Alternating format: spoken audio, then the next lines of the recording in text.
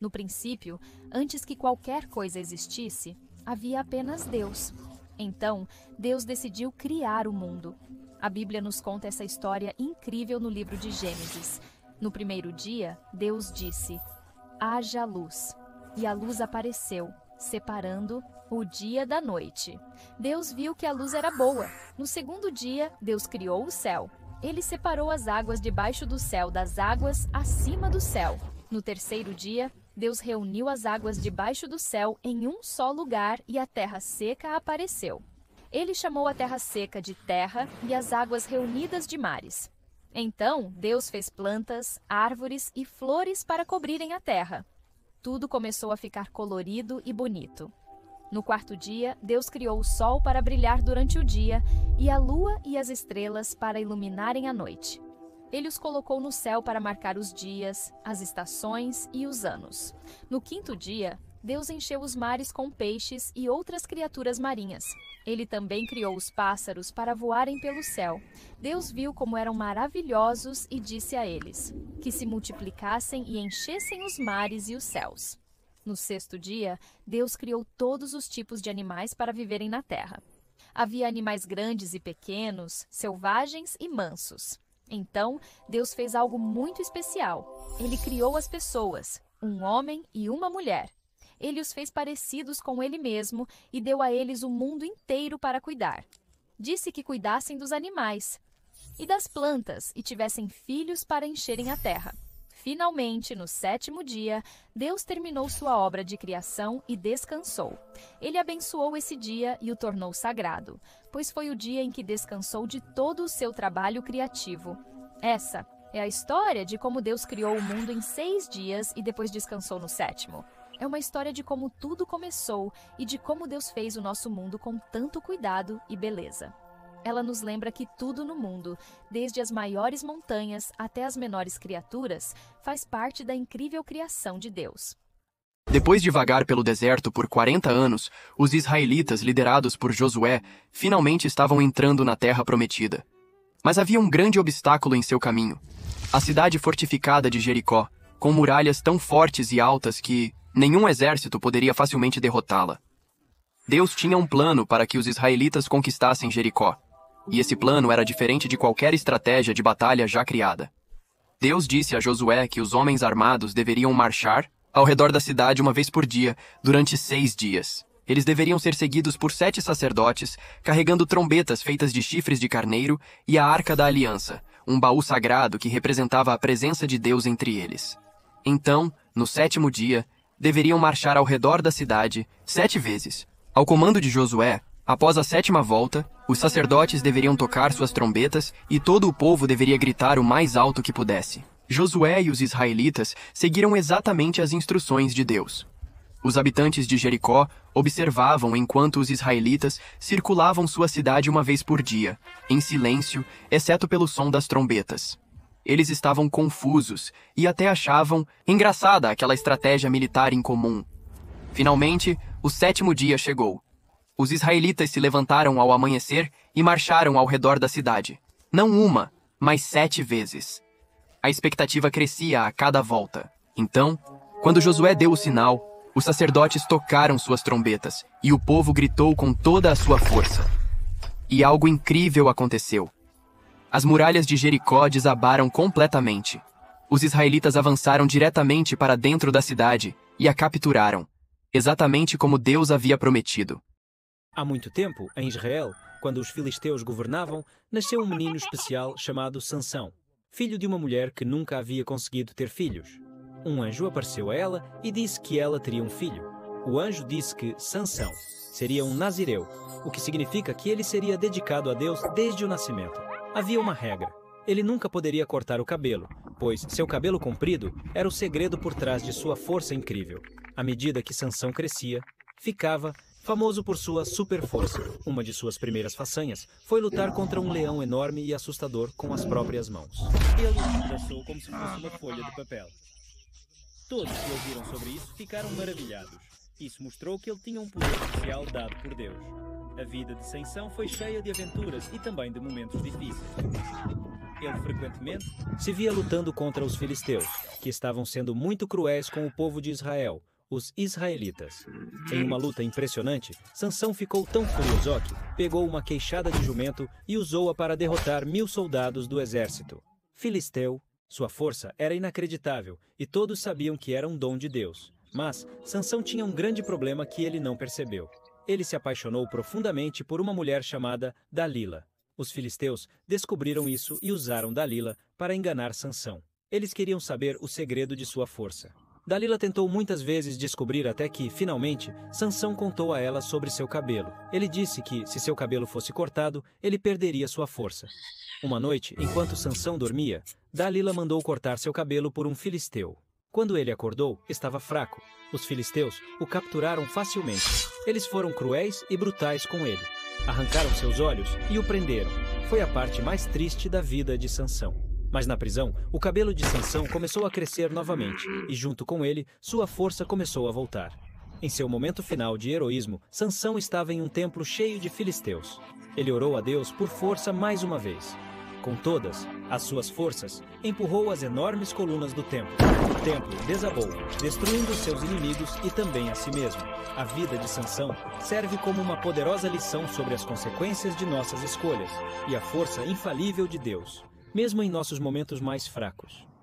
Na antiga terra de Israel, vivia um homem chamado Elias. Ele viveu em uma época em que não chovia e tudo estava seco. Os rios secaram, as plantações murcharam e a terra rachava sob o sol escaldante. As pessoas estavam preocupadas, mas Elias acreditava que Deus os ajudaria. Elias morava perto de um pequeno riacho chamado Querite, porque Deus lhe disse para ir até lá e se esconder do rei Acabe e de sua rainha, Jezabel, que estavam levando o povo a adorar falsos deuses. Todos os dias, corvos negros traziam pão e carne para Elias, para que ele pudesse sobreviver longe da cidade. Essa foi uma maneira especial de Deus cuidar de Elias. Mas logo, o riacho também secou. Então, Deus enviou Elias para uma cidade chamada Sarepta. Lá, ele encontrou uma viúva que estava ficando sem comida. Elias disse algo incrível para ela. Se ela dividisse sua comida com ele, Deus garantiria que sua comida não acabaria até que chovesse novamente. E foi exatamente isso que aconteceu. A jarra de farinha e o jarro de azeite da viúva nunca se esvaziaram. A viúva tinha um filho que ficou muito doente. Ele parou de respirar e morreu. Elias ficou muito triste e orou a Deus, e milagrosamente o menino voltou a respirar. A mulher ficou tão feliz e soube que Elias realmente era próximo de Deus. Um dia, Deus disse a Elias para confrontar o rei Acabe e desafiá-lo a uma prova para mostrar qual Deus era o verdadeiro. Elias foi até um lugar chamado Monte Carmelo para mostrar ao povo quem era o verdadeiro Deus. Ele desafiou os profetas de um falso Deus, Baal. Eles sacrificariam um boi sobre um altar, mas não acenderiam o fogo sozinhos. Em vez disso, pediriam que seus deuses fizessem isso. Os profetas de Baal tentaram o dia inteiro, mas nada aconteceu. Então foi a vez de Elias. Ele consertou o altar de Deus que estava quebrado, colocou seu sacrifício sobre ele e ainda derramou água por cima. Ele orou e de repente o fogo desceu do céu e queimou o sacrifício. Todos ficaram maravilhados e perceberam que o Deus de Elias era o verdadeiro Deus. Depois disso, Elias orou por chuva no topo do Monte Carmelo. Uma nuvem pequena foi crescendo cada vez mais. Então começou a chover. Todos ficaram muito aliviados e felizes. Depois que Elias fez chover, a rainha Jezabel ficou muito brava. Elias ficou com medo e fugiu para o deserto. Enquanto Elias estava escondido e se sentindo muito sozinho, algo incrível aconteceu. Deus falou com ele.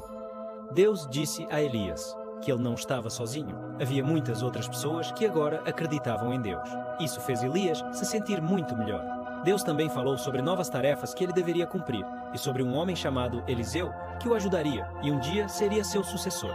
Um dia, quando ele estava com Eliseu, uma carruagem de fogo com cavalos de fogo apareceu e levou Elias diretamente ao céu. A jornada de Elias foi cheia de milagres e do poder de Deus. Ela nos ensina sobre ter fé e confiar em Deus, mesmo quando as coisas parecem muito difíceis. Em uma terra de tempos antigos, havia um homem chamado Jonas. Conhecido por sua sabedoria, mas às vezes teimoso, ele estava prestes a enfrentar um grande desafio. Jonas era muito bondoso. As pessoas da cidade vinham até ele em busca de ajuda, porque ele era sábio e dava bons conselhos. Ele amava conversar com Deus e orava muito, mostrando que realmente se importava em ser bom e bondoso. Um dia ensolarado, Deus falou com Jonas. Jonas, você deve ir a Nínive, uma cidade mergulhada na maldade. Eles não acreditam em mim, e seus caminhos perversos chegaram até mim. Em 40 dias, destruirei Nínive, a menos que você os faça mudar.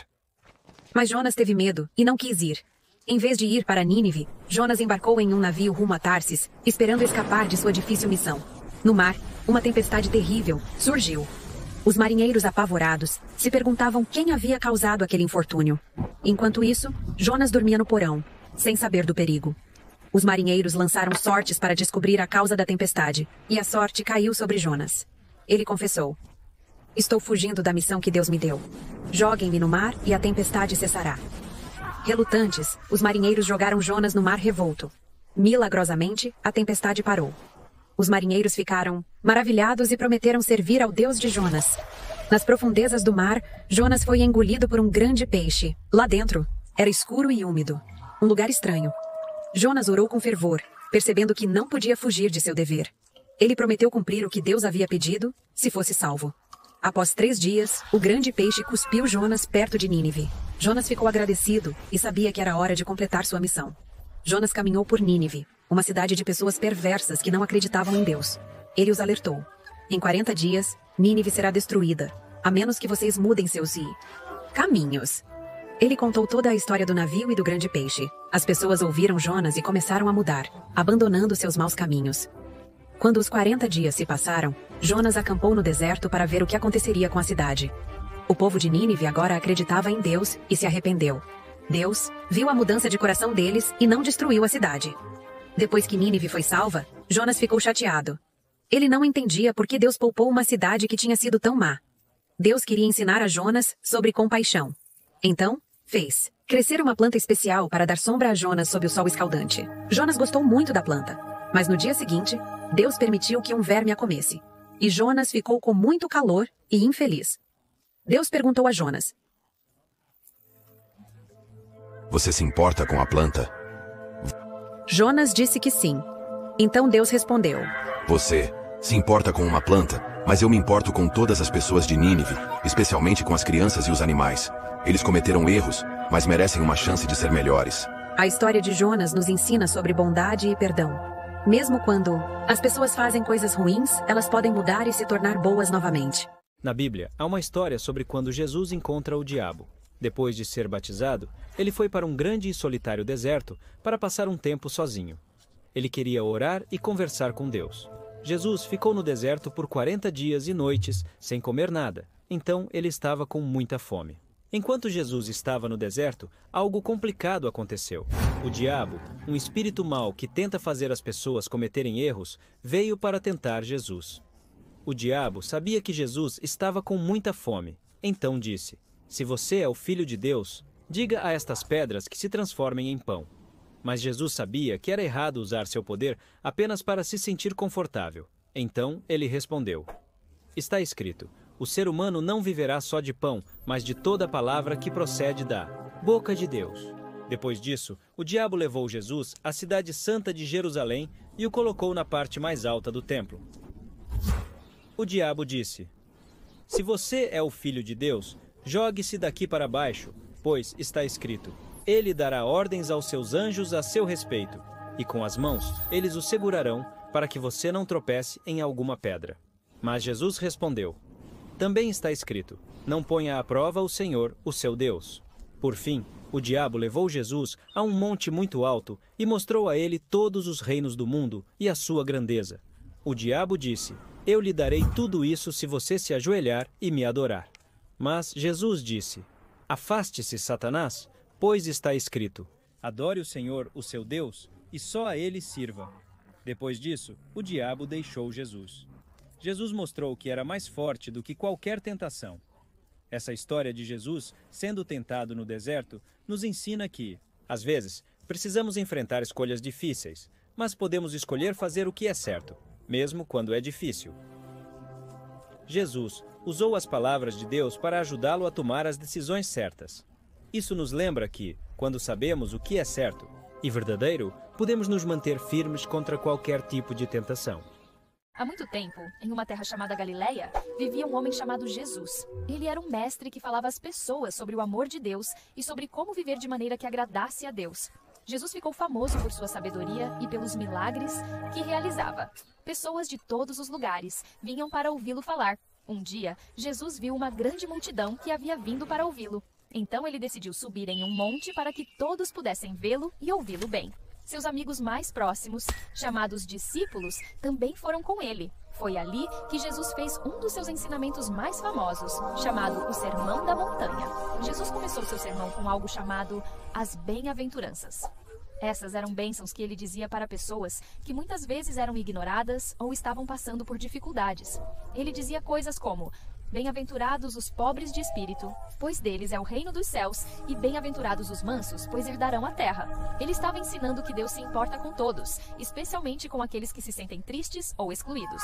Depois, Jesus falou sobre como é importante amar os outros, até mesmo os nossos inimigos. Ele disse que, em vez de revidar quando alguém nos machuca, devemos ser gentis e perdoar. Essa era uma ideia nova para muitas pessoas, que estavam acostumadas a tratar bem apenas seus amigos. Jesus também ensinou sobre ser honesto, sobre não se preocupar demais com as coisas e sobre como Deus provê tudo o que precisamos. Ele falou sobre a importância de não julgar os outros e sobre tratar as pessoas da maneira como gostaríamos de ser tratados, o que é chamado de regra de ouro. Ele disse que amar a Deus e amar o próximo são os mandamentos mais importantes. Jesus queria que as pessoas entendessem que o amor é mais importante do que apenas seguir regras. Depois que Jesus terminou seu sermão, as pessoas ficaram maravilhadas. Nunca tinham ouvido alguém ensinar daquele jeito. As palavras de Jesus eram cheias de bondade, esperança e amor. O Sermão da Montanha ainda é muito importante hoje. Ele nos ensina como ser bondosos e fazer o bem aos outros. Mostra que ser humilde, cuidadoso e amoroso é o que realmente nos faz felizes e nos aproxima de Deus.